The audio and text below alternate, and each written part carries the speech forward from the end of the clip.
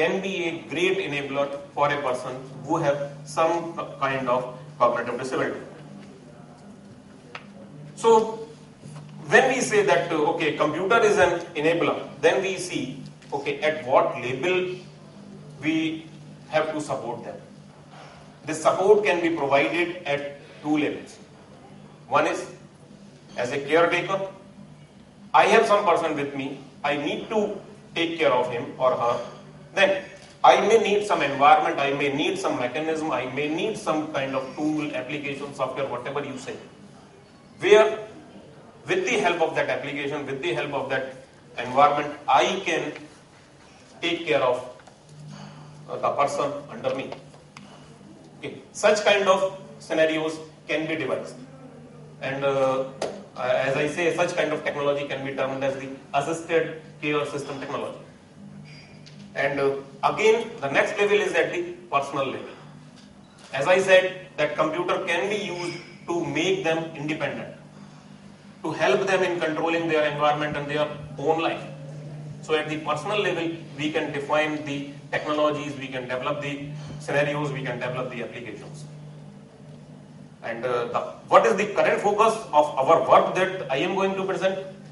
We will be considering, as I said, as the functional aspects of the cognitive impairment, and again, the level of the candidate and not ICT as a whole. The focus is of desktop, computer desktop, and applications. So next is what are the various challenges? Any questions so far? Anybody, if any question? Otherwise, we can take the questions after the presentations. So, what are the different challenges that we have to address when we are talking of the solutions through computer? There are many more challenges when you address this segment. One is the presentation of the content. How will you present the content before them? Each and every person has his or her own experiences. When we start education for our child, what is our experience? The presentation of the teaching material, presentation of the study material is very much important. How will a child learn that what is an apple? Tell me. I want to learn apple as a 3-year-old child. How will you teach me? Visually. Or just I will say, okay, apple. I will say the word apple, okay, now I understand apple. Until unless I will see what is an apple, what apple look like, until unless I feel it, I will not know what is the meaning of apple. So the presentation of content is very much important before the user. Okay, this is generic. You will say, okay, whatever you are talking is general, that it applies to everyone. But again, just think of the point of view of a person who is not able to express himself or herself in proper way, who is not able to conceptualize the things, who is not able to interact in a proper way. And just think of it. And now then you will realize that the presentation of content is very much important. Then, design and usability considerations. Existing applications, whatever we use, existing softwares, whatever we use, they have certain design deficiencies with them that are not addressed whenever they were created or they were designed. As now the trend is that it is the responsibility of the developer or it is the responsibility of the designer to design the application in such a way that it is usable by all. So these kind of design and usability challenges exist whenever you are talking of such people. Third point is association with complex desktop metaphors and applications. Can anybody tell me why we call our computer as desktop? And or why we call the first screen of our computer as desktop?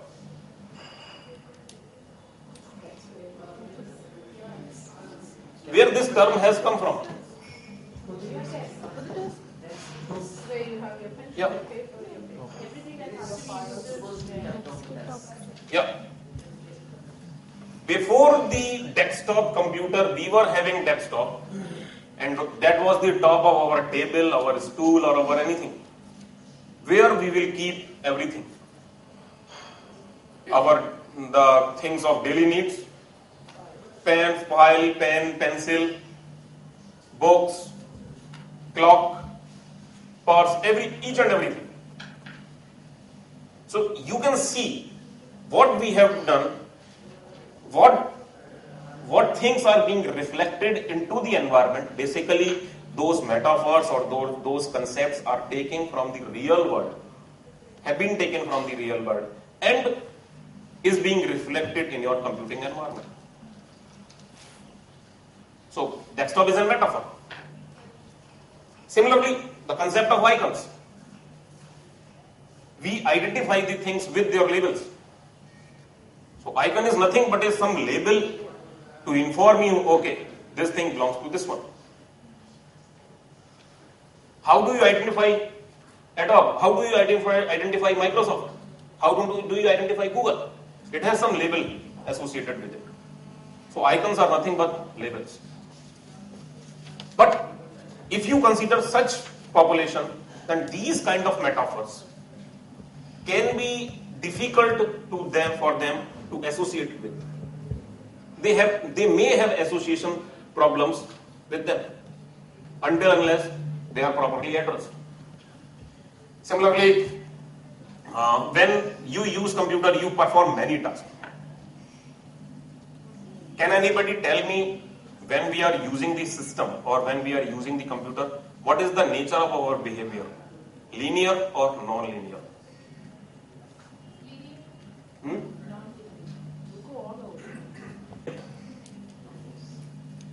Our behavior is what kind?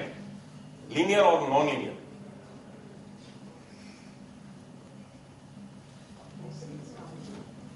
Of course, linear.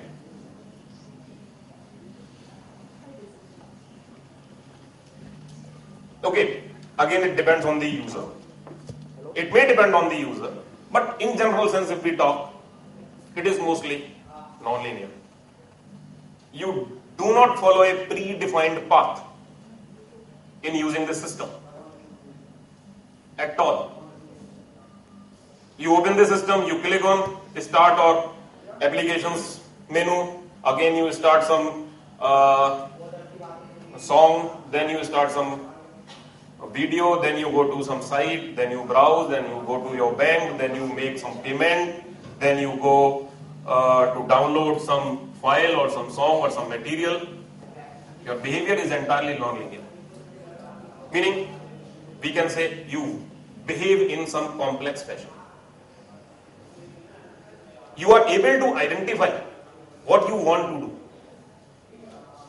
You are able to identify where you want to go. You are able to identify which key you want to press. But for a person who is having cognitive impairment, again, the scenario is complex.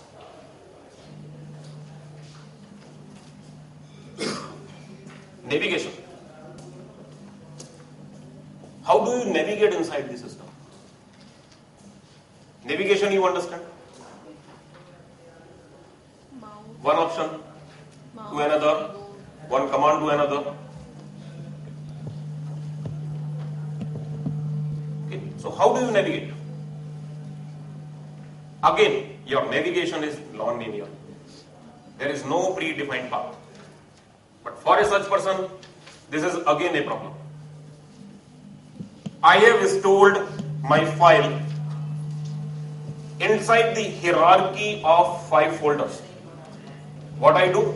I go to computers, then inside computers, again documents, movies, music, N number of folders are there. I go to movies. Inside movies, what I have? Old movies, classics, new movies, Hollywood, Bollywood.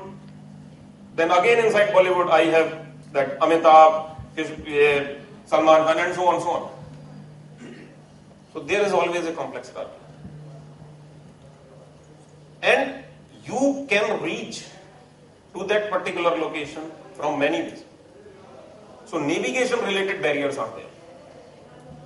Again, the next barrier is language. This is the another major barrier that people face. Not only cognitive impaired people, but in general sense also. Language is a major concern. Then, as I said, that feature selection, task identifications, they are a little bit in same. So these are the different barriers or challenges that we need to address when we are going to address the needs of such persons.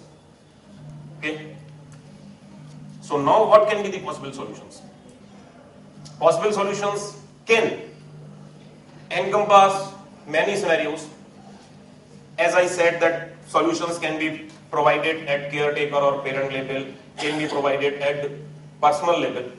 So accommodations or solutions can, I define various scenarios like for problem solving, attention and memory deficits, for comprehension related problems, or we have to, we can devise solutions that can overcome the barriers that we discussed. What is our solutions or what is our approach? These are the some features, and I don't need to elaborate these features because implicitly or explicitly I have said that okay, what should be the nature of the system. So what is our approach and the work that I am going to show before you? Our approach is that use of visuals or use of visual cues rather than text wherever you find it suitable. We cannot say, okay, we will eliminate text entirely. What you have to do, you have to basically provide a combination of things that better suits them. Since they may require simple instructions, they are distracted by the cluttered icons over the desktop. So, reduce information that is visible at any point and then provide guidance in their work. So, what we have done, we have conceptualized a desktop environment that we think may be useful for such persons. You can see here, this is the home screen or desktop screen. What we have conceptualized, that at any given point of time, my system will have only a minimized number of icons. I am not saying, okay, I am replacing the entire desktop. What I am doing something that may suit the cognitive user. So what is this? Okay, since they can get distracted, they may lose focus. So what I will do? I will provide only some limited number of icons over the desktop, and that these icons will relate to the applications, to the files or folders they normally use. One scenario, okay, what you can do in some typical fashion, you may browse the page, you want to access the files in your parent folder, you want to type some document. Oh, but this can be any other thing. Okay,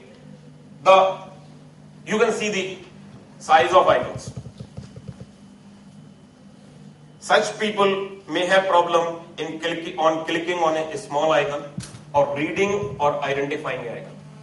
So what we have done, we have increased the size of the icon. Purpose is to provide them better visual feedback in their task selection. Again, this may help in making their concentrating their focus also. So this is one such kind of environment. Then we have simplified applications. The screenshot you are seeing is of the word processor of openoffice.org. I will communicate that this desktop environment is basically built over Linux. So the underlying platform is Linux, and whatever things you are seeing will work on Linux platform. But the concept, you can say, is generalized. So here you can see that the application is simplified. The purpose is to provide them easy and effective access of the application with simplified menu and applications. So you can see, as in the file menu, you will see that not many much application, many much commands or options are there. The mostly used commands or options are provided. Again, the purpose is to provide them easy access. The thing that I will want to address, you can see here that something is written over here, or you can see, is it visible? Backside, is it visible?